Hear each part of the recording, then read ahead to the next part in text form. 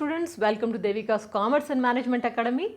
We are discussing about consignment accounts. In consignments, how to calculate consignment stock we have seen in the last class. We know how to prepare the ledger accounts with the books of consignor and consignee, both we have seen. Now today we will see abnormal loss and normal loss. What is normal loss? Normal loss means which cannot be avoidable. It is not in the hands of consignor or consignee. That is normal loss, like leakage, evaporation. Naturally it will decrease. Suppose say I have sent 1000 goods to consignee. Out of 1000 goods, some goods are naturally it is evaporated and automatically it can't be that much. Suppose 1000 liters of oil. So by the time it reaches to the consignee, something will be evaporated. Maybe 999 liters will be receiving by the consignee. Then it's normal loss. Normal loss, so that we need not to calculate. No need of calculation of normal loss. But normal loss is going to affect when you calculate consignment stock. Are you getting it? Normal loss need not to calculate, no formula. But when you calculate consignment stock, there it is going to make the difference. So how to calculate the consignment stock when normal loss is there? That we have a formula. So normal loss, when normal loss you are finding it, then value of unsold stock, not normal loss valuation. This is value of unsold stock. Formula is as usual, unsold stock like goods sent on consignment plus expenses of consignor, all expenses of consignor plus non-recurring expenses of consignee. Up to here everything is normal, into unsold stock by total units minus normal stock. Say 1000 goods I have sent. Out of 1000 goods, 2 goods are normal loss, and the consignee sold 900 goods, assuming this. Now you will get a clarity. Goods sent on consignment is, you know, expense of consignor, expenses, non-recurring expense of consignee is, you know. Now into unsold stock. Unsold stock is here how much? Out of 1000, 900 he sold. 900 he sold means unsold is here 100. By total number of units, total units are 1000, 1000 minus loss is 2. So you will be writing 998. How do you got this? 1000 minus 2. That's all. If you remember this calculation of unsold stock when normal loss is given, easy. So what you are doing?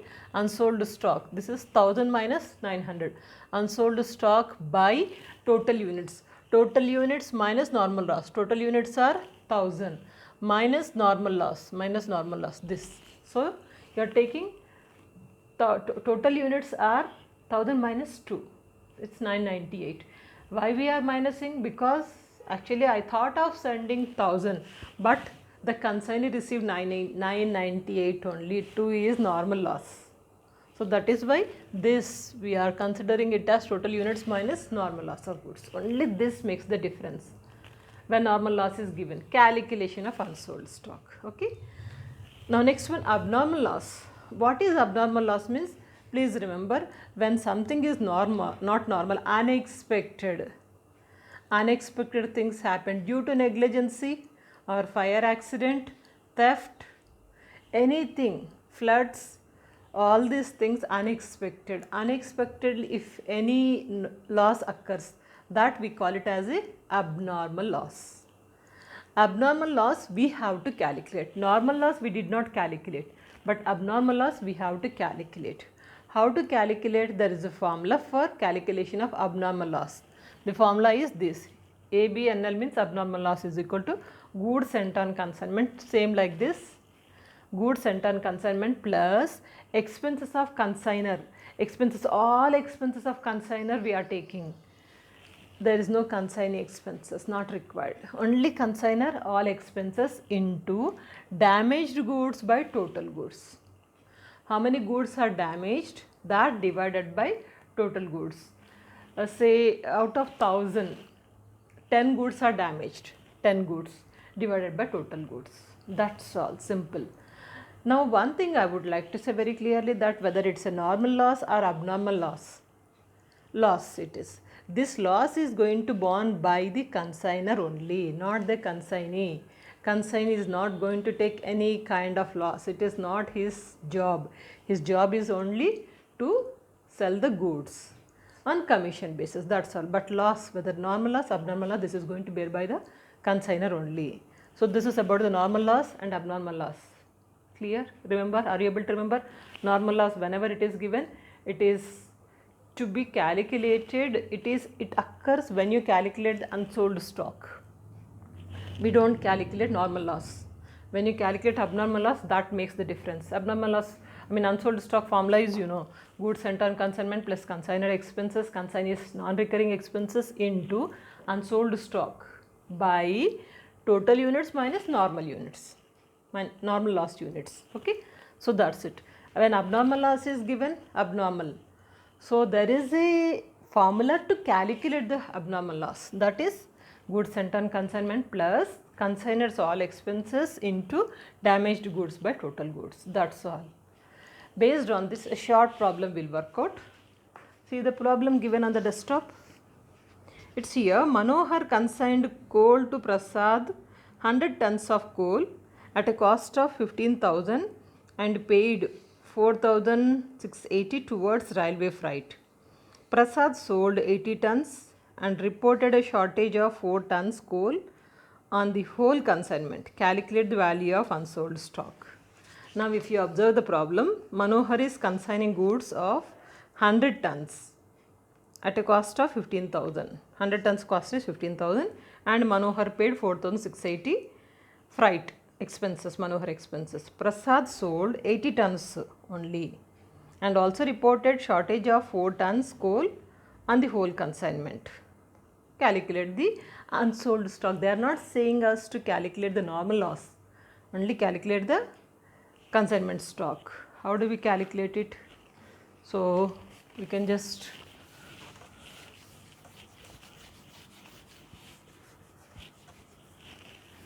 normal loss. Normal loss is given. Normal loss is here, total 4 tons.